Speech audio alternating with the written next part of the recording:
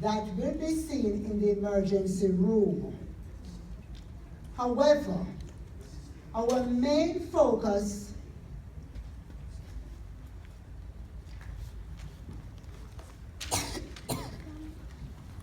Jasmine, give grandma water.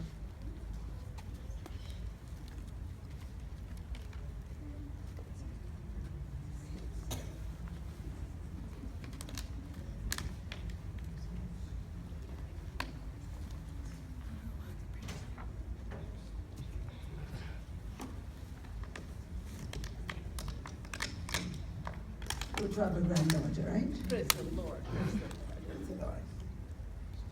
Yes, as we focus on our theme for today, which is health is wealth, our program this evening will be somewhat dramatic in some of the cases. That will be seen in the emergency room. However, our main focus this evening is on the causes and its prevention. So as you watch, I do hope that we all will grasp the information we wish to share. Please stand by.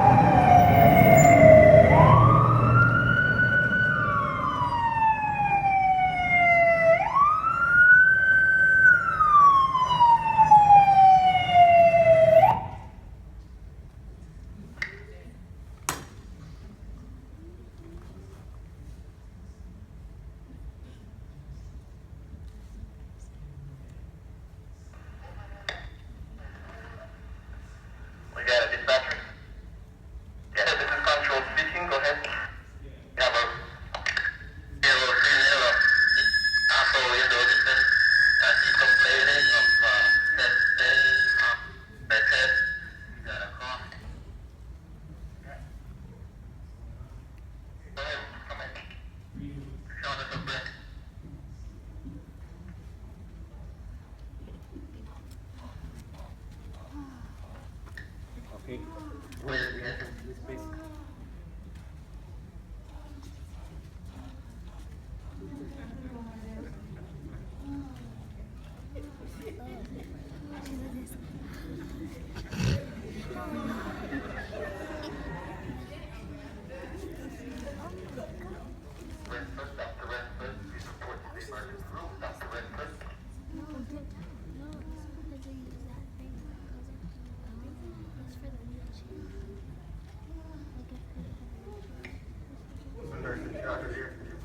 Please come back right every time I come. Yes. Yes, we have your female car. She's complaining of pain in her chest. Pain under my ribs. I thought you said your chest. Lord, and my chest too. Okay. When I breathe, it hurts. Oh. And I have this boil under my heart. Been here like a month. It was first solid and hard. But no, and I've been putting alcohol and warm water on it.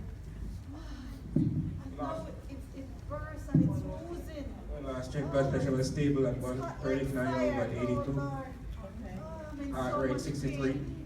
Temperature 97.1. Apart from the boil, she's okay. Okay, so my name is Naz. I'm going to be your nurse tonight, okay? Can you tell me your first name and date of birth? What's your first and last name? Okay, and your date of birth? Okay. Do you have any allergies? I'm sorry. Did you say Karen? No allergies? Have you ever had surgery before? Yes. Any problems with anesthesia? And your chief complaint is you're having pain in your chest or under your arm? Comes down from my arm and it comes into my chest, under my ribs. And when I breathe, it hurts. It hurts. And when did this chest pain start? It started last night gradually, but I thought, it was just this. But now it's real sharp throbbing pain. Have you ever had this chest pain before? No. And what were you doing when it happened? I wasn't doing anything. All I was doing was trying to work my arm because it hurt so much. With the boil underneath here, I was just working it up. And then I start feeling the pain down in my ribs and in my chest and over the side of my breast. Just pain, trouble. And it's hot like fire. Oh Lord, it's hot like Do you fire. have any cardiac history? No. Ever had a heart attack? No. Diabetes, high blood pressure? Yes. Diabetes? Diabetes and blood sugar in the yellow. I'm in the borderline. Okay. Do you take medications? Yes. Okay. What do you take? I don't know. Dr. Renford, please report to the emergency room. Dr. Renford, please report to the emergency For room. the blood pressure and So we're gonna metformin. Okay. So For we're the gonna blood take your sugar. vital signs and get some more information, okay? I'm gonna put this underneath your tongue and check for your temperature. Under your arm. Check Which for your- arm? Not the this left one? arm. Check for your temperature. And then the doctor will be in to talk to you. Yes, hi, how are you? Good. Okay. Hello, hi. My name is Dr. Rainford, and your name? My name is Karen Brunel. Okay, and what brought you to the ER today? I'm sick, doctor. That's what brought me here. Okay. I'm look under my arm. Okay. It's oozing and I'm in a lot of pain. It's on fire. Okay, when did it start? Exactly when did it start? Well, the bump been there for a while, maybe about a month. Wow. But it just started oozing and started hurting and throbbing and the pain is in my chest and under my Okay. ribs and Okay. in my breast right here. Okay, so I'm going to take a look at it, but let me look at your vital signs, see what the nurse got. What's her blood pressure So the like? vital signs, temperature 97.1, heart rate 63, blood pressure 135/82, and her pulse ox was 97. Okay, so we're gonna try and rule out, first of all, I'm gonna examine you to figure out what is it that's going on with you, to see if it's any type, where does the pain start? Oh, the pain started under my arm. Oh, Lord. Under my arm. Any pain on the left side? No, it's pain, right, just one place? right down here Okay. in my ribs, this side. Okay, And around the side of my ribs too. okay, let me listen to your lungs and to your heart for a little while, okay? Okay, very good. Nice deep breaths. Okay, nice deep breaths. Bad, I can't see them. It's gonna get under your breast. Nice deep breath. Okay, again. Okay, I'm gonna listen to your heart. Just breathe normally, okay? I'm just listening to your heartbeat. Okay, very good, very good. Now what I'm gonna do, I'm gonna expose you a little, okay? Just to see what's going on here, okay? Is that okay? All right. Just wipe this free. Okay. All right. Look like you have a bad sore right there. And you said it's just started a month ago, and it's just on the breast. It's under my arm. It My started breast- under the arm. My Let me breast, check. my breast don't have any. Sore, so it's all under the arm. Yes, Yeah. okay, I see. Let me get a pair of gloves, okay?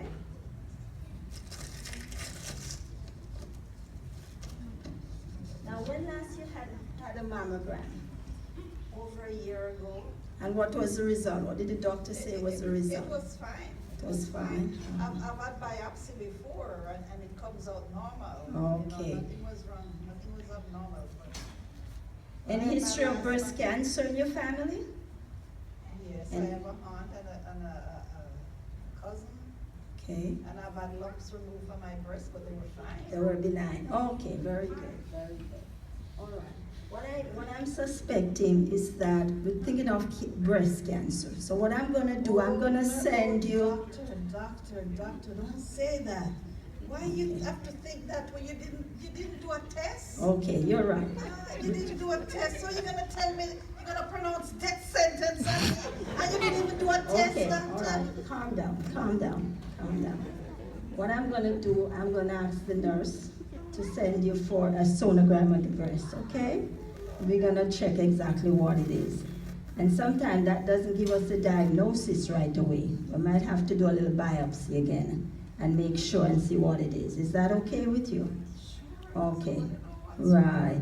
Okay, so we're gonna start an IV and we're gonna try and send you for sonogram, okay? All right, very good. Yes, we can just call the porter to take her to the sonogram room for me, please. I can't go in the front. She said her back was still moving.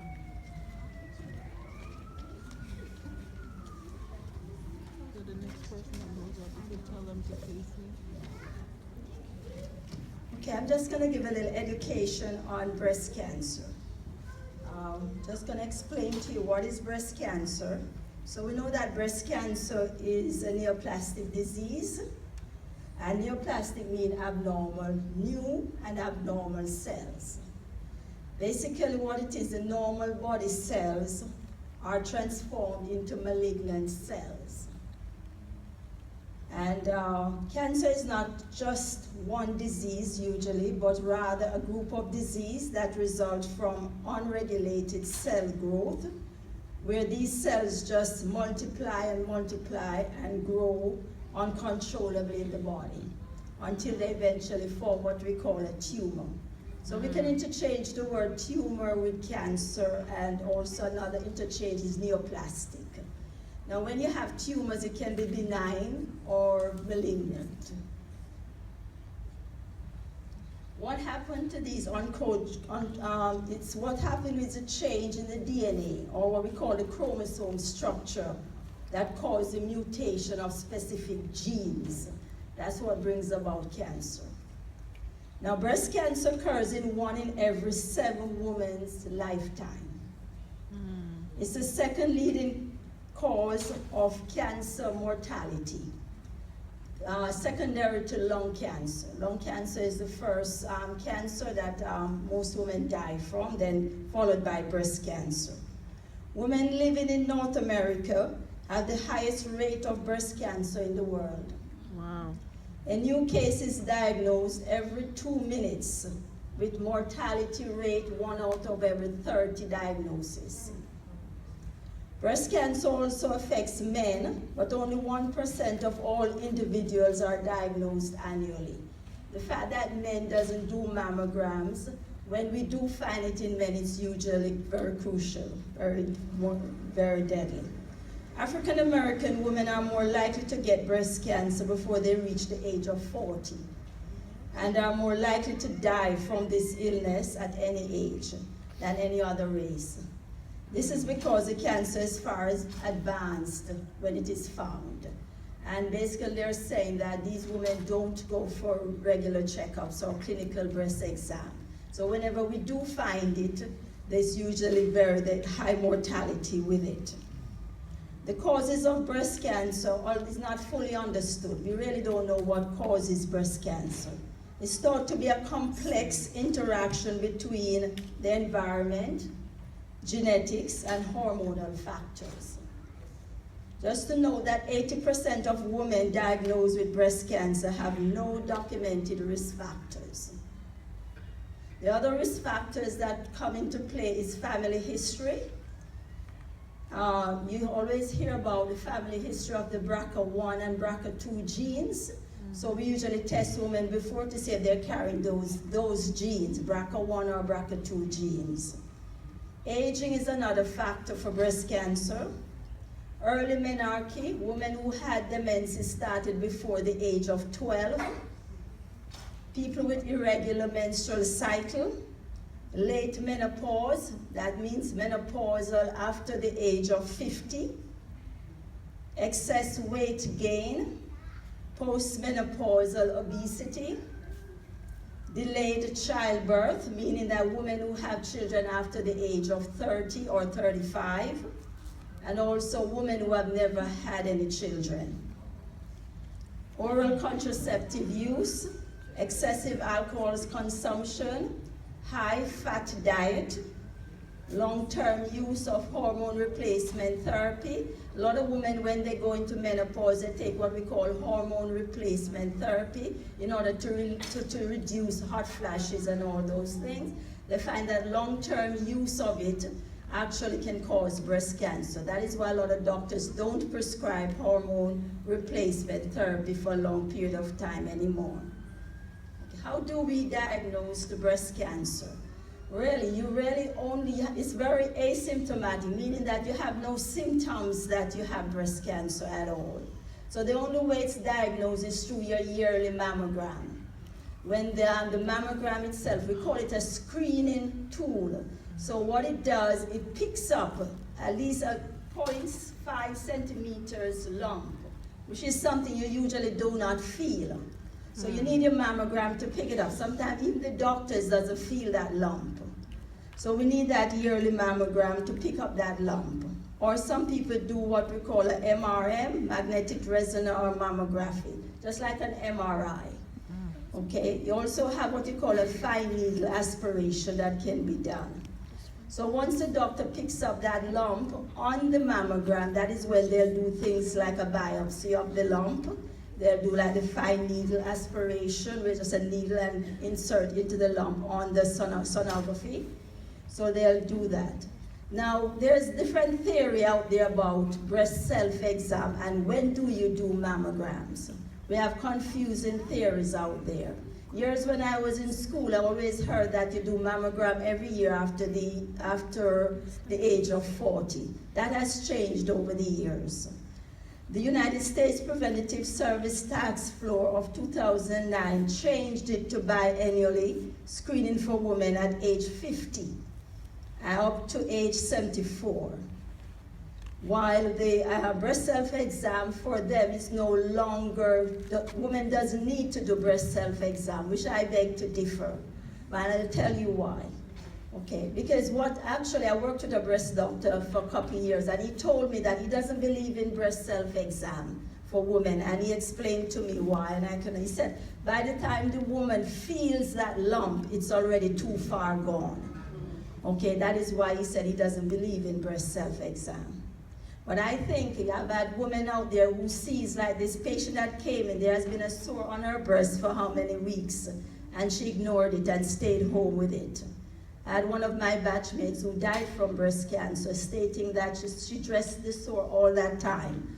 You know, she was just scared to get the diagnosis, so she stayed home with that sore on her breast, and by the time she decided to go to the doctor, it was too late, it was already spread. So a woman needs to look at their breasts every month to examine if there's any difference in shape, color, discharge from the nipples, any type of lumps. But the lumps, as I say, it takes so long for you to feel the lump. But if you've seen any sore, and most breast cancer starts under the axillary area. So you need to examine your armpit to check if there's any abnormal lumps being felt, any sores developed.